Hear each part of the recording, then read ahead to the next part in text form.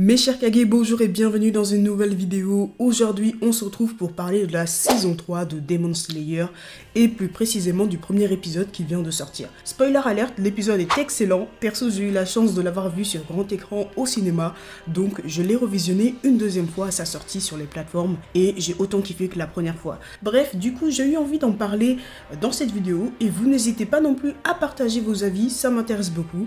Et c'est parti pour cette vidéo.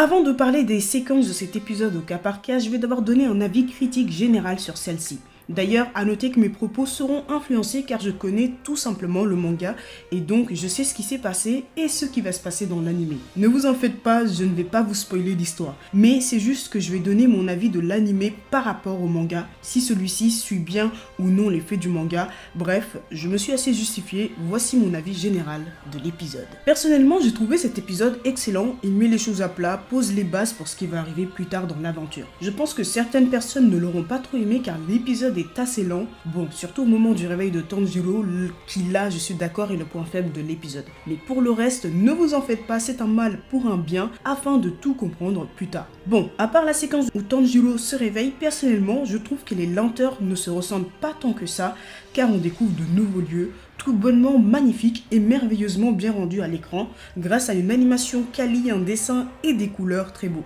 Bon d'accord, j'ai peut-être un petit peu abusé sur les adjectifs, mais bon, j'avais besoin de le dire puisque c'est ce que je pense.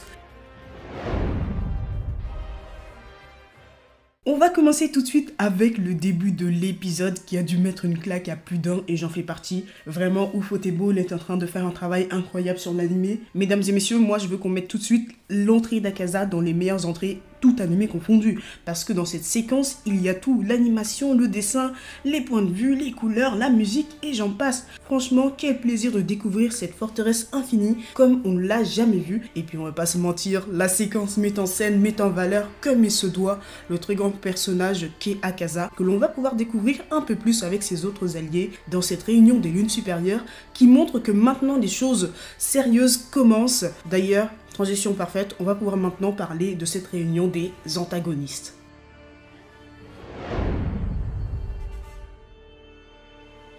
Enfin, les 12 lunes supérieures, elles sont toutes réunies sous nos yeux et quel plaisir de les voir. Dans cette séquence de l'épisode, on assiste à la réunion de crise des démons, on découvre les liens qu'entretiennent les 3 premières lunes supérieures, Kokushibo, Dohma et Akaza. Qu'est-ce qu'ils en imposent tous les 3? Kokushibo, il a un de ses charismes, en plus son seiyuu va parfaitement bien, c'est celui de Byakuya dans Bleach. Moi, je ne peux être qu'heureuse, voilà. Pour Dohma, bah écoutez, c'est un petit BG, mais franchement, il n'inspire pas confiance. Et pour Akaza, bah vous le savez, vous commencez à comprendre que c'est mon petit chouchou au sein des lunes supérieures. Vraiment, ce personnage, je me suis trop attachée à lui. Il a certains principes malgré qu'il soit un démon. Bref, je ne vais pas aller plus loin, vous comprendrez le moment venu. Muzan, lui, il nous a fait un petit spectacle pendant son discours. Vraiment, hop, ça prend des têtes par-ci par-là, ça nous fait des expériences en toute tranquillité. Mais qu'est-ce que cette scène est bien faite, les changements de point de vue, des plongées, contre-plongées. Voilà, j'avais juste envie de placer un petit peu de vocabulaire. Bref, toute cette animation qui fait que l'on vit à 100% cette réunion des lunes supérieures. Vraiment, Ufotable nous a sorti un épisode digne de son nom. Et comme vous l'avez compris, dans cette saison, on verra en action la 4e et 5e lune supérieure, Han Tengu qui est le démon le moins charismatique des lunes supérieures et Gyokko, le démon le plus moche des lunes supérieures, un duo qui devrait finalement bien s'entendre. Après cette réunion des lunes supérieures, on passe enfin du côté des pourfendeurs de démons et de quelle manière, puisqu'on assiste à un rêve de Kamado Tanjiro, blessé grièvement lors de son dernier combat. Je pense que vous l'avez tous compris, c'est un instant clé pour commencer à comprendre le passé de la famille Kamado.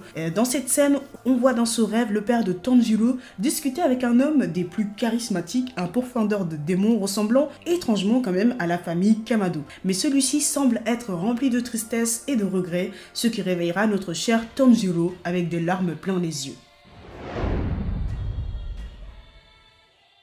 Nous avons enfin découvert le lieu où va se passer cette saison 3, le fameux village des forgerons. Un lieu gardé secret car il est vital pour les piliers et pourfendeurs de démons, c'est ici que sont forgés les meilleurs katanas. Vraiment un endroit magnifique avec ses onsen se trouvant au milieu des montagnes.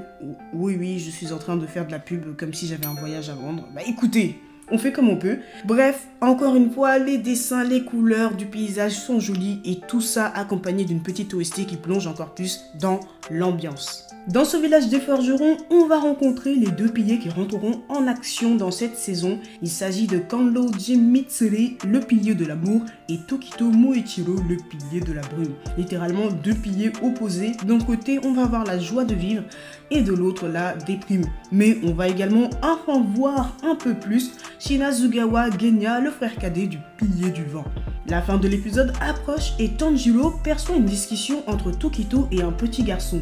Derrière eux se trouve quelqu'un qui ressemble étrangement au pourfendeur de démons que Tanjiro a aperçu dans son rêve plus tôt dans l'épisode. Et voilà comment se conclut ce premier épisode de la saison 3 de Kimetsu no Yaiba. Ayant lu le manga, selon moi cet épisode se termine parfaitement bien, car tout ce que l'on doit savoir, on l'a su. Maintenant, on peut aller dans le vif du sujet, et pour ceux qui sont restés jusqu'à la fin de cette vidéo, sachez que cet arc est l'un des meilleurs de Kimetsu no Yaiba. Voilà, ça c'est dit.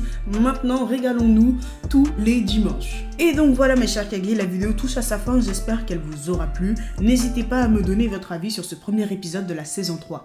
D'ailleurs, pour ceux qui aiment les lives, j'en fais sur Twitch où je découvre notamment la saison 3 de Demon Slayer ainsi que les autres simulcasts de la saison comme Dr. Stone, Hell's Paradise, Mashle. Donc si ça vous intéresse, ma chaîne Twitch c'est Yagi Live. Bref, voilà mes chers Kage, moi je vous dis tout simplement à bientôt pour de nouvelles aventures.